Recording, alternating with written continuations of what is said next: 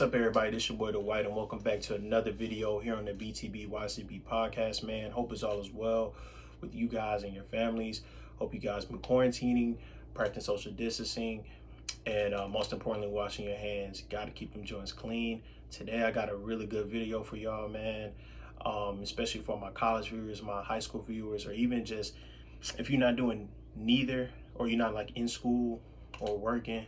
I believe this video is for you. The title of the video is called Stop Living for Other People. And so before I really get into just the steps and the tips that I had planned out to share with you guys, I'll give a little background on myself and how I stopped listening to other people and just eventually did what I love. When you think about it, like, you always wanted to be like your parents, low key. Either be like your parents or be a firefighter, police officer, you know, a doctor, veterinarian, things of that nature. But you know, as you get older, you don't, all that stuff goes out your head. You end up figuring out what you want to do in this world.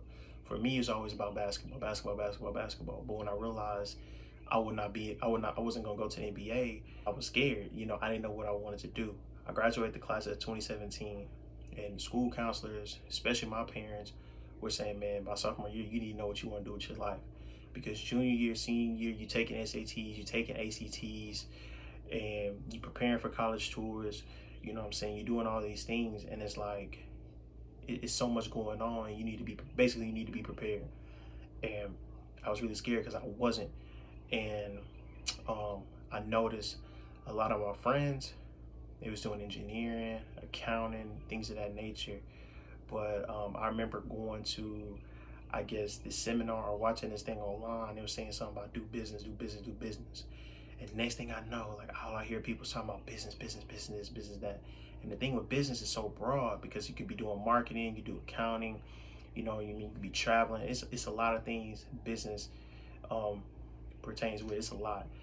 But I was thinking to myself, man, I could see myself wearing suits, going to meetings, you know, having an office, work behind the desk. You know, it's easy to picture yourself doing it until you're actually doing the work. And so fast forward, go to college, I'm thinking like, yeah, I know what I want to do. Yeah, I'm a freshman and I know what I want to do. I'm not gonna waste no time, this, that, and the third, yada, yada, yada. And I was doing the classes. Keep in mind, I'm making A's, like A's and B's in these classes. But as I'm doing it, I'm like, bro, this is not fun. This is not entertaining. And I remember, you know, because I wasn't enjoying it. I feel like if you're doing class, especially towards your major, you got to enjoy it in some way because that's what you're going to be doing most likely for the rest of your life. And so I wasn't enjoying it. And then I remember one semester, it was a business computer applications class. You try to use Word, Excel, Access, and PowerPoint, things of that nature. That stuff is high-key easy, but I stopped falling in love with it. I did not like it. I did not enjoy it. And so I folded the class on purpose. I ended up getting a D in it because I didn't do the projects. I didn't do nothing towards the end.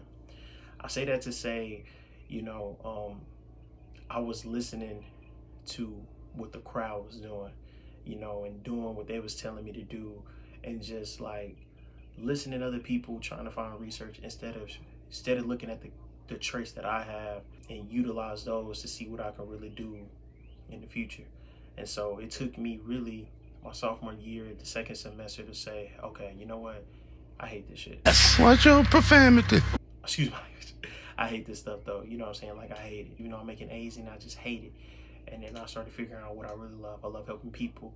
I love being around teens. You know, I love helping kids. And so that's why I got into psychology, because I wanted to help and counsel people. So that's kind of like my testimony, my little short story with that. And here, I'm here to help you guys do the same, because I think that's one of the problems our generation is dealing with today, trying to be our own person and trying to find what we need to do, you know, on this earth. So the first step, or excuse me, the first tip I got for you guys is do what you want to do. Period. Do what you want to do. If you want to be a truck driver, be a truck driver. If you want to be a teacher, be a teacher. You know, if you want to pick up trash, hey, pick up trash. Like, you know, this world is yours too, man. You could be whatever you want to be. Don't let people say, well, he don't make a lot of money, well, you can't do this, you can't do that. I mean, ultimately, if you love something and you want to do it, you know what you're getting yourself into. So none of that stuff is going to phase you regardless. But do what you want to do, man. Do what you love to do. Don't let nobody tell you you can't be a teacher because they don't make a lot. It's a lot of reward. It's a lot of character, high character in being a teacher. You're responsible for somebody's education. You're responsible for them learning materials. I had a friend. He was just like, man, I wanted to do business, man, so bad, but you know what? I just didn't like it. I changed it. I wanted to be a teacher. People thought I was crazy. Teachers don't make money, this, that, and the third. But you know what? It's more rewarding helping somebody. When you're in business, you helping your boss. You doing whatever it is to benefit the boss, benefit the company. But when you're a teacher, you're doing everything you can to benefit somebody else, like literally the student. So, man, that was powerful to me. And so, like, that kind of sums up, tip number one, man, do what you want to do. Do not let nobody tell you what you want to do is trash, period. Number two, do not let friends and family hold you back. Again, that goes with tip number one. We have friends that tell us, man, don't do that, do this with me, or let's do this together. No, but that might not be what you like to do.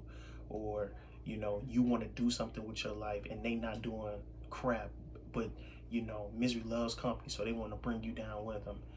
Same thing goes with your family. I know a lot of people in situations like, especially, you see the people in the NBA, they grew up in poverty, it was poor. They want to help their family, this and the third. And I'm not knocking people for helping their family, but your family could be your downfall as well. You see what I'm saying? They could really hold you back in a sense, in a sense that, some of the careers that you want to do, you got to go to school for. And, sometimes they'll say, no, you can't go to school. You got to help work and take care of the family. Even though that's noble for you to do, and I don't knock anybody for doing that, but that's not fair to you. You didn't put them in that position. That was the cards they was dealt with, and they had to work around that. And you didn't do that. You see what I'm saying? And so, that's why I say, man, don't let your friends, especially your family, hold you back and stop you from completing goals and carrying out things. Period. All right, number three. Don't get caught up in taking responsibility that's not yours. And I say that to say your dad might not be in your life, and this is a man watching this. It's easy. Well, it's your responsibility to step up. To be honest, it's really not. It's great to step up in his absence and do what his responsibility was. But to say that is your responsibility is a no. That's not your responsibility. Your responsibility is to be a great son and get yourself together so you can come back and help them out. How can you help somebody else and you don't even have yourself together? You see, it just doesn't make any sense. And so you see that a lot of times, people don't even branch off. People don't live up to their potential because their family hold them back. Man, I got responsibility. That's not your responsibility. That's good to help out, and you did this and did that. If your family is real, they'll say, hey, you know what, son? I love you, appreciate your help, but you know what? Go off to college. Don't stay. Do what you gotta do. And once you get successful and once you get yourself together, then you can come back and help us. That's what a real family should do. And I don't knock anybody from helping their parents, helping their mom, their grandmother, their sister and brothers. I don't knock it. But for me personally, it's all about how you do it.